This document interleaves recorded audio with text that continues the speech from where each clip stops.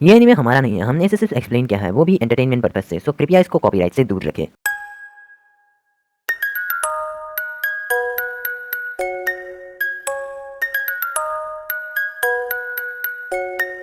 तो hey guys, welcome back to another video. बहुत दिनों से वीडियो नहीं आ रही थी वन पंच मैन की, और उसका रीज़न है कॉपीराइट। वन पंच मैन की कोई भी वीडियो बनाता हूँ तो उसमें कॉपीराइट आ जाता है। एक्चुअली मैंने एपिसोड 3 अपलोड किया था, फिर मुझे डिलीट करना पड़ा हर बार की तरह। ओके, तो चलो वीडियो को स्टार्ट करते हैं। तो एपिसोड की स्टार्टिंग में हम देखते हैं कि बहुत समय पहले एक ब्रिलियंट जवान हैंडसम साइंटिस्ट हुआ करता था। वो इतना ज्यादा इंटेलिजेंट था कि सिर्फ अपने थोड़े से नॉलेज से ही उसने ह्यूमन नॉलेज के लिए कई सारे कॉन्ट्रीब्यूशंस दिए। लेकिन अंत में वो दुनिया से अलग होने लगा। हर समय पूरी दुनिया से ढेर सारी तारीफें मिलने के बाद भी उसे साइंटिफिक कम्युनिटी से हल्का सा भी सपोर्ट नहीं मिला।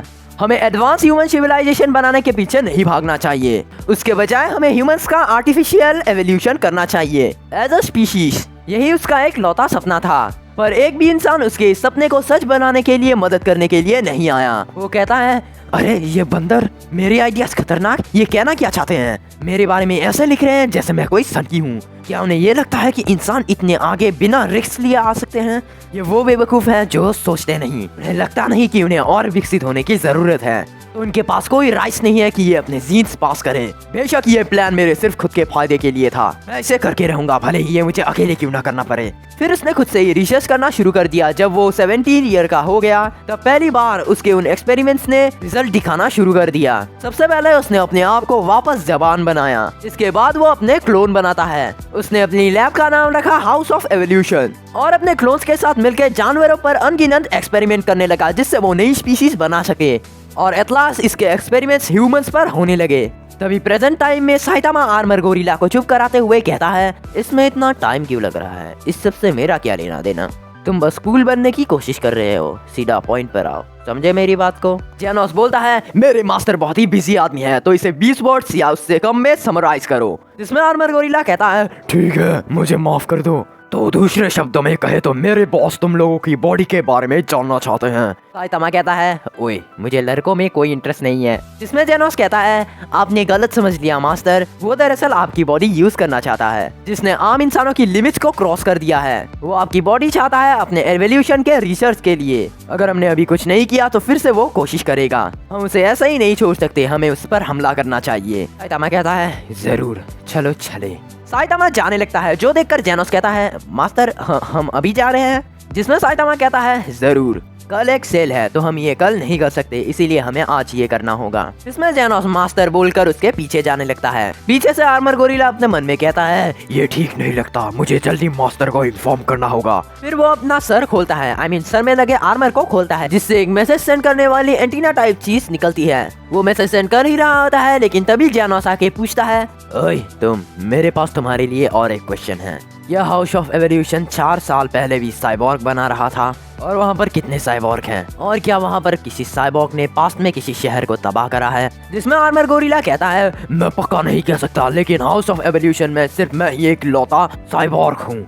फिर सीन चेंज होता है। वो साइंटिस्ट अपने क्लोन्स के साथ खड़ा होता है और कह रहा होता है, नामुमकिन, हमारे एलीट वॉरियर्स जो इन बेकार ह्यूमंस को खत्म करने के लिए बनाई गई थी, उनका सफाया कर दिया।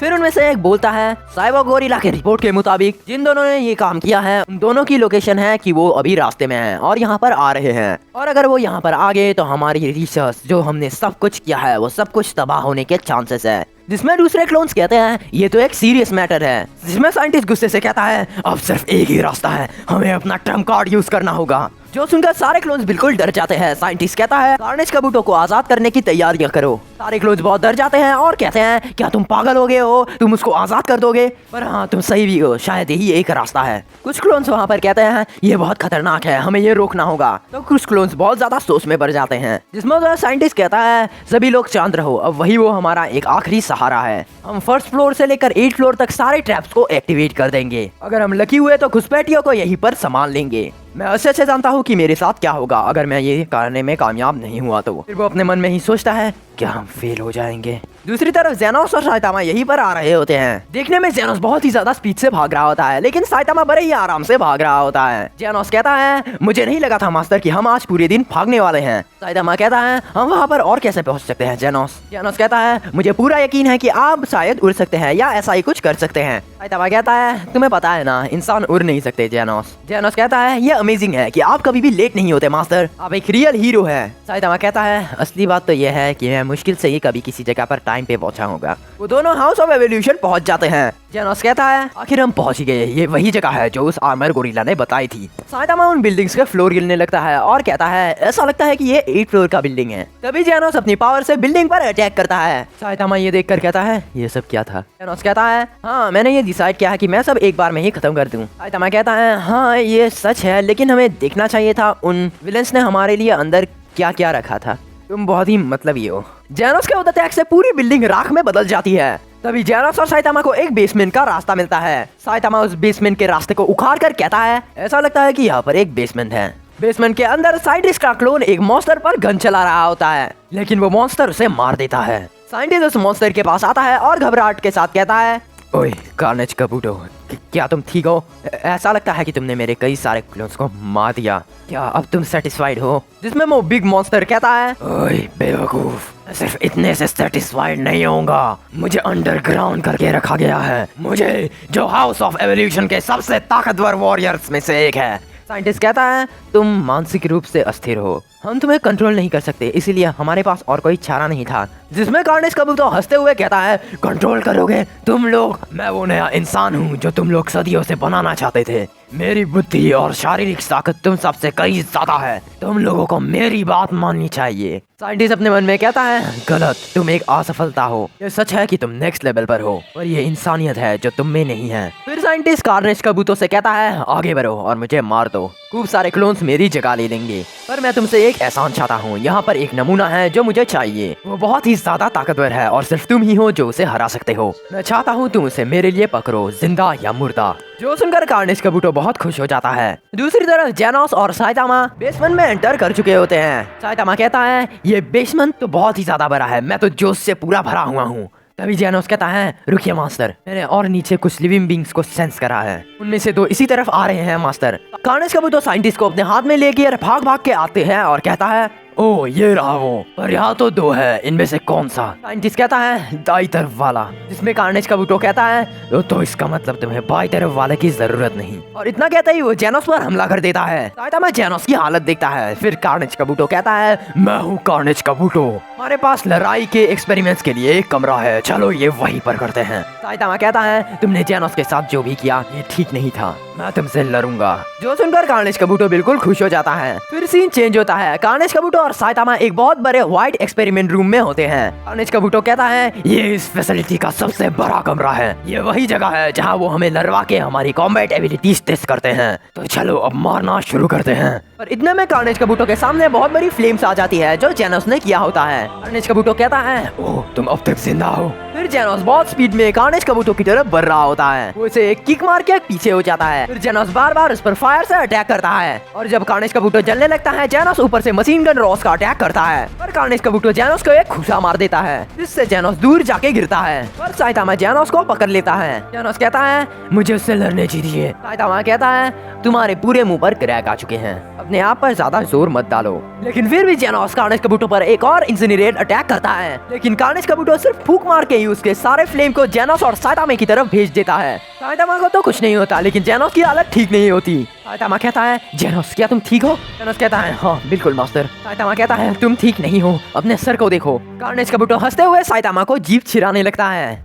साइतामा कार्नेज कबूतर को एक्साइटमेंट के साथ कहता है तुमने मेरी एक्सपेक्टेशंस को बढ़ा दिया है। दूसरी तरफ वो साइंटिस्ट घायल होता है और कह रहा होता है मैं हमेशा से इंसानों और उनकी बेकार क्षमताओं पर लॉजिक देते आया हूँ, ये पूरी स्पीशीज मुझको छोड़कर एक जानवरों और बेवकूफों की तरह लगती है। जब मुझे ये महसूस हुआ तो ये मेरे लिए बहुत ही ज्यादा दर्दनाक था। उस समय मैं 15 साल का था जब मेरे दिमाग में ह्यूमंस को विकसित करने का ख्याल आया और ऐसी दुनिया बनाने का जहाँ पर मैं आराम से रह सकूं। एक ऐसी इल्यूजनरी दुनिया जो मैंने खुद बनाई थी, एक ऐसी दुनिया जो सिर्फ नए और विकसित इंसानों से बनी हो। उस साइंटिस्ट का बहुत सारा खून बह रहा होता है, लेकिन वो साइतामा और कार्नेज काबूटो का फाइट देखने के लिए आगे बढ़ रहा होता है। वो कहता है मुझे ये खुद देखना होगा, जो मुझे शारीरिक दर्द हो रहा है वो उसके सामने कुछ नहीं जो मैंने आज तक सहा है। वहाँ कार्नेज काबूटो साइतामा से कह रहा होता है ओए किस बात के लिए रुके हो, चलो लड़े, अपनी पूरी जान लगा देना। साइंटिस्ट वहाँ पर पहुँच कर सोचता है कार्नेज काबूटो एक डीमन, एक शैतान का अवतार, सबसे खतरनाक और सबसे खूंखार, एक खतरनाक क्रिएशन हाउस ऑफ एवोल्यूशन की। चलो देखते हैं ये बंदा इससे कैसे लड़ता है ये अपने ह्यूमन डेवलपमेंट के एक प्राचीन रूप में उससे जो आर्टिफिशियल एवोल्यूशन की चरम सीमा पर है। क्या यह बंदा नए एवोल्यूशन को सामने लाएगा? मैं जानने के लिए बहुत ही ज्यादा एक्साइटेड हूँ। कार्नेज काबूटो साइतामा से कहता है ओह मैंने देखा तुम ताकतवर हो। साइतामा कहता है मुझे निराश मत करना, तुम इस जगह का अल्टीमेट वेपन हो, है ना? तुम साफ साफ उन बंदों से अलग हो जिनसे हमने सुबह लड़ा था। अपने आप को देखो, तुम में कॉन्फिडेंट बिल्कुल बह रहा है। तभी कार्नेज काबूटो साइतामा के सामने से गायब हो जाता है। वो साइतामा पर हमला करने ही वाला होता है, वो उसके पीछे आकर उस पर मारने ही वाला होता है, लेकिन तभी साइतामा उसे देख लेता है। कार्नेज काबूटो को ये पता चल जाता है कि साइतामा ने उसे देख लिया है। वो बहुत डर जाता है और साइतामा से बहुत दूर जाकर एक कोने में खड़ा हो जाता है। साइतामा कहता है ये तुम क्या कर रहे हो? साइंटिस्ट ये देखकर बिल्कुल हैरान हो जाता है और कहता है कार्नेज काबूटो वो पीछे भाग गया। कार्नेज काबूटो अपने मन में कह रहा होता है अगर मैंने अभी इस पर हमला किया होता तो अब तक मैं मर चुका होता। आखिर ये बंदा है कौन? इसने अपने आप को खुला छोड़ा है जबकि मेरी बॉडी के हर एक सेल मुझे डेंजर का सिग्नल दे रहे हैं। तभी कार्नेज काबूटो चिल्लाते हुए साइतामा से कहता है तुम बेवकूफ, आखिर इतने ताकतवर कैसे बने? कार्नेज काबूटो के मुंह से ये बात सुनकर साइंटिस्ट और जेनोस दोनों ही बिल्कुल हैरान हो जाते हैं। साइतामा कार्नेज काबूटो से कहता है तो तुम भी जानना चाहते हो? चलो ठीक है जेनोस, तुम भी ध्यान से सुनो। जेनोस अपने मन में कहता है ये हमें अभी बताने वाले हैं अपनी पावर का सीक्रेट। साइंटिस्ट साइतामा के पास आकर कहता है मुझे भी जानना है। साइतामा कहता है हाँ तुम कौन हो?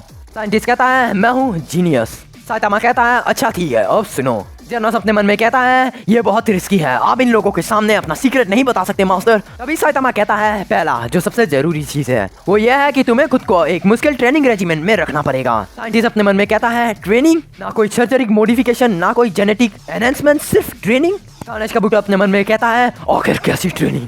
साइतामा कहता है सुनो जेनोस, तुम्हें ये करते रहना होगा भले ये कितना भी मुश्किल लगे। इतना ताकतवर बनने में मुझे 3 साल लगे। 100 पुशअप्स, 100 सेटअप्स, 100 स्क्वाट्स। फिर ये ध्यान रखना हर रोज की तुम हर दिन 300 मील दौड़ कर ही खाओ। सुबह तुम्हें सिर्फ एक बनाना खाना होगा और सबसे जरूरी बात तुम्हें ना ही सर्दी में हीटर और गर्मी में एसी चलाना होगा ताकि तुम अपनी मानसिक शक्ति को बढ़ा सको। शुरुआत में तुम सोचोगे कि तुम मर जाओ और कभी कभी तुम सोचोगे एक दिन ना करने से क्या ही नुकसान हो जाएगा, पर मेरे लिए अगर मुझे ताकतवर बनना है तो चाहे जो हो जाए, भले ही वो कितना मुश्किल हो, भले ही मुझे खून बहाना हो, मैं नहीं रुकूंगा। मैं स्क्वाट्स करता रहता था भले ही मेरी टांगे अब उन्हें करने को नहीं है। मैं पुशअप्स करता रहता था भले ही मेरे हाथ को मैं सेंस ना कर पाऊं। एक और आधे साल बाद मुझे बदलाव दिखा, मैं टकला हो चुका था, मैं ताकतवर बन चुका था। दूसरे शब्दों में तुम्हें इतनी ज्यादा ट्रेनिंग करनी होगी कि तुम्हारे सर के सारे बाल झड़ जाए। यही है ओनली वन रास्ता ताकतवर बनने का। जो ये एवोल्यूशन और न्यू ह्यूमन रेस के पीछे भाग रहे हैं उन बेवकूफों को पता नहीं कि वो कभी भी इतने आगे नहीं आ सकते। इंसान ताकतवर है क्योंकि हमारे पास खुद को बदलने की क्षमता है। साइतामा की बात सुनकर साइंटिस्ट बहुत हैरान हो जाता है और कार्नेज काबूटो अपने मन में सोचता है इस बंदे ने क्या सच में?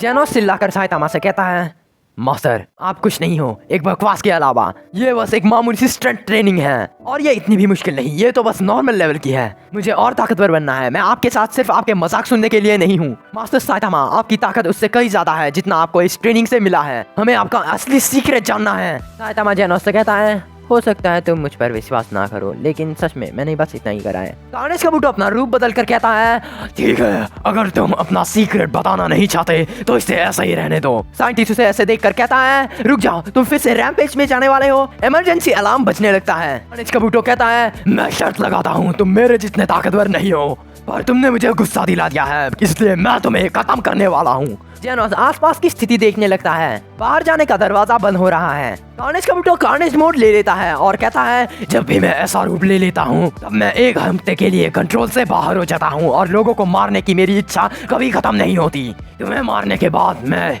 शहर में जाऊंगा और वहाँ जाकर अगले सैटरडे तक मौत का खेल खेलूंगा। अगर तुम सच में ताकतवर हीरो हो तो मुझे रोको। जिसके बाद हम देखते हैं कि साइतामा थोड़ा सा परेशान लग रहा होता है। कार्नेज काबूटो साइतामा को एक पंच मार देता है जिससे साइतामा हवा में उड़ जाता है। साइतामा कहता है नहीं ऐसा नहीं हो सकता, कार्नेज काबुटो उसे एक और पंच मार देता है। जेनोस को साइटामा के लिए चिंता होने लगती है और साइटामा अपने मन में कह रहा होता है, अरे नहीं, मैंने शायद एक बहुत ही भयानक गलती कर दी। ये बंदा कार्नेज मोड में, इसने कहा ये अगले एक हफ्ते तक रैम्पेज मोड में रहेगा। वो ऐसा अगले पूरे शनिवार तक रहेगा। आज से पूरा एक हफ्ता, मतलब आज से अगले शनिवार तक, यानी कि अगला शनिवार। दूसरे शब्दों में आज भी शनिवार है। इसका मतलब साइंटिस्ट कहता है ये खत्म हुआ। इस दुनिया में ऐसा कोई नहीं जो उसे रोक सके। साइटामा चिल्लाते हुए कहता है, इसका मतलब आज सुपर मार्केट में बार्जन डे है। ये कहकर साइटामा कार्नेज काबुटो को एक पंच मार देता है, जिससे कार्नेज काबुटो के चीथड़े उठ जाते हैं। तो देखकर साइंटिस्ट की आंखें बाहर आ जाती है। साइटामा जमीन पर बैठकर चिल्ला रहा होता है कि मैंने गड़बड़ कर दी। साइंटिस्ट अपने मन में कहता है, आखिर ये बंदा आखिर है कौन। अभी जेनोस साइंटिस्ट के पास आकर कहता है, मुझे पक्का पता है कि ये सुपरमार्केट के इस सेल को लेकर परेशान है। जेनोस साइटामा के पास जाकर कहता है, मास्टर, स्टोर रात के 10 बजे तक ही क्लोज होगा। वो जगह यहाँ से 4 घंटों की दूरी पर है।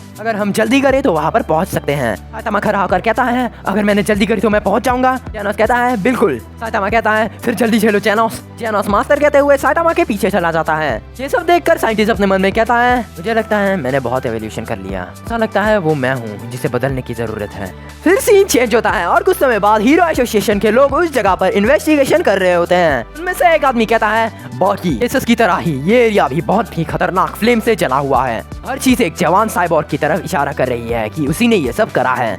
हाँ ठीक है, मैं समझ गया। ये आदमी ये बात एक कॉल पर कर रहा होता है। फिर वो अपने साथ वाले आदमी को कहता है, कितनी भयानक पावर है। और उसके साथ वाला आदमी कहता है, हाँ बिल्कुल। और इसी पॉइंट पर इस वीडियो की एक्सप्लेनेशन खत्म हो जाती है। तो वीडियो पसंद आए तो लाइक करना, चैनल को सब्सक्राइब करके बेल आइकन को हिट कर देना, ताकि हमारी ऐसी वीडियोस और मिले। तो तब तक के लिए कहने को है बातें पर मन में तो पता चला, आया कितने तूफाने, मैंने सोचा ही नहीं था मैं माजी में दफनाता आया हूँ।